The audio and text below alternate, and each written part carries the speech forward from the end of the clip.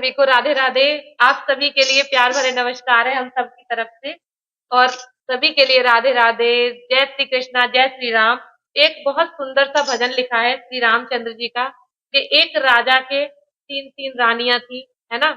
एक के राम भगवान थे, पता तो सबको ही है, लेकिन एक कहानी के रूप में लिखा है। तो बहुत सुंदर सा भजन है कि एक राजा की कितनी रानियां थी, कहाँ रामचंद्र जी पढ़ने गए, लिखने गए, कैसे रावण मरा, कैसे सिया चुराई गई। ऐसे समझ लीजिए कि छोटे से एक पन्ने में पूरी रामायण लिख दी है। तो आप सुनिए, आनंद लीजिए, और एक प्यारा सा कमेंट करके जरूर बताइएगा। बोलो श्री रामचंद्र भगवान की जय।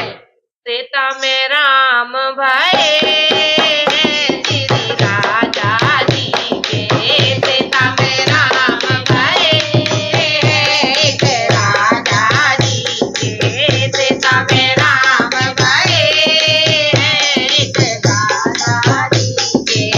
राजा जी के, राजा जी के। राजा जी के, राजा जी के। त्रेता में राम भये, राजा